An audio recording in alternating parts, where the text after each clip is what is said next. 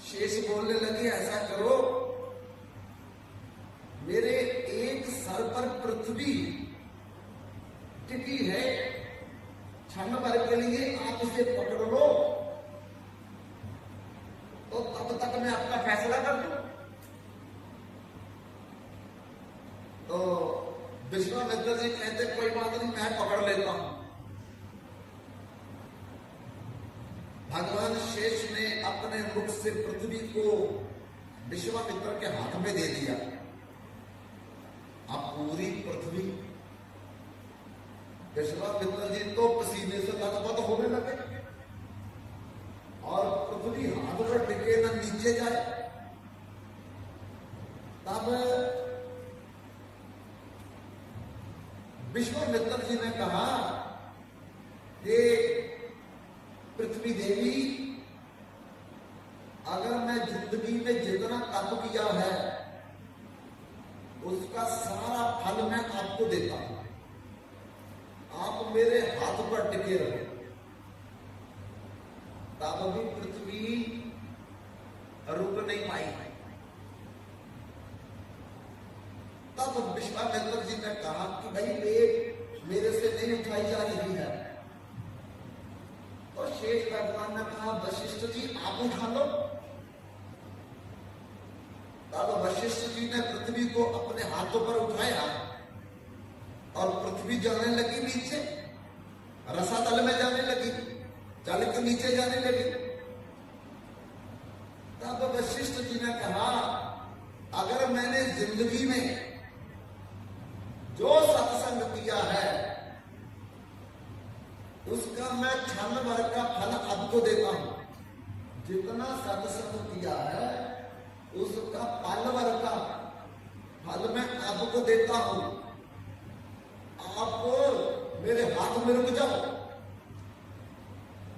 इतना बोलने पर पृथ्वी हाथ पर छोड़ो हवा में रुक गई। तब दोनों बोलने लगे कि अब आप फैसला करो, आपकी पृथ्वी तो रुक गई है हवा में। तो शेष भगवान कहते, फैसला तो हो गया। बोले कैसे फैसला हो गया? आपको बोले भी नहीं होगी कि सत्संग बढ़ा जाता तो बढ़ा। बोले मेरे बोलने से क्या है? अरे विश्वामित्र जी ने पृथ्वी को सारे अपने तप का फल दिया, तब भी पृथ्वी नहीं टिकी। और वशिष्ठ जी ने अपने सत्संग का पल भर का फल दिया तो पृथ्वी हवा में रुक गई। तो तुम ही बताओ सत्संग बढ़ा या तप बढ़ा? तो तप बोलने लगे कि सत्संग बढ़ा है। इसलिए बंधुओं, तात मिले और मात मिले, रात मिले जुबते सुखदाई, लोक मिले सुरलोक मिले, वैकुंठ मिले विधिलोक सदाई, राज मिले गजबाज मिले, सब साज मिले वैकुंठ सदाई, सुंदर साज सभी मिल जाए, पर दुर्लभ संत समागम भाई। मां भी हर जन्म में मिलती या नहीं मिलती है? पिछले जन्म में मान लो हम हिरण के बच्चे थे तो तब भी तो हमारी मां तो थी कोई।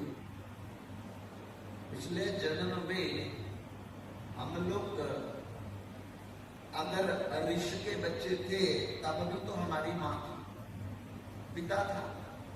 हर जन्म में हमें मां भी मिलती है, पिता भी मिलता है, भाई भी मिलता है।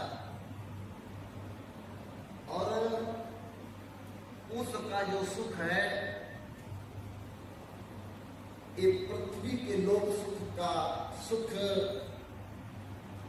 इसके ऊपर जितने लोग हैं, भंवर लोग, स्वर्ग लोग, महर लोग, जन लोग, तप लोग, सत लोग, ये जितने भी लोग हैं और नीचे वाले भी जितने लोग हैं,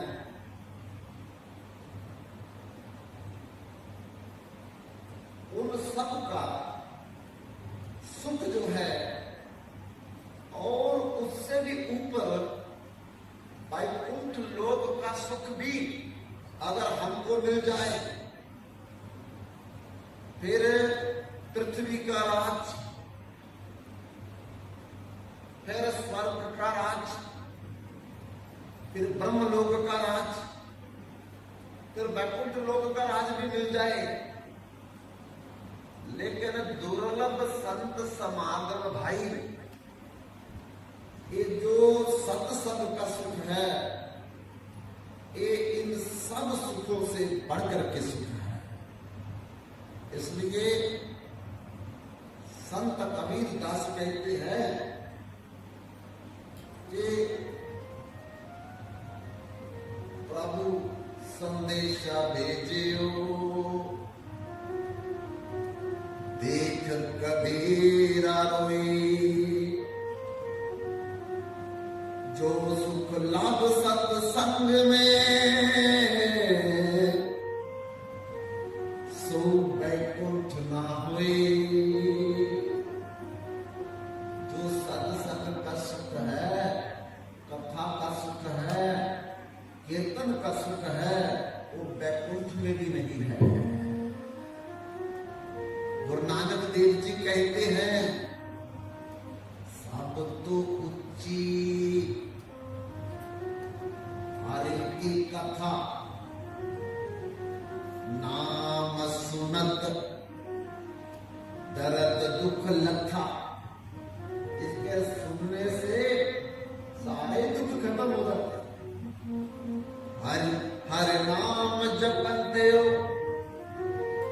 कुछ ना भयो जमकाल, नानक तन मन सुखी रहे, अंत मिले गोपाल।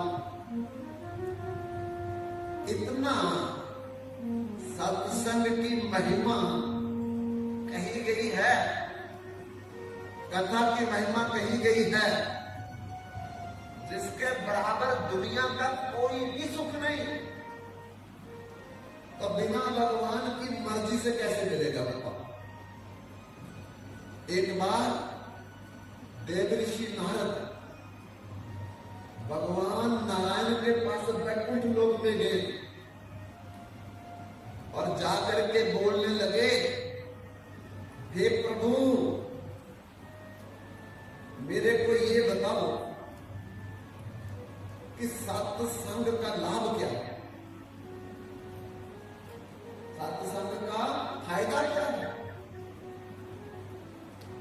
तो भगवान नारायण बोलने लगे,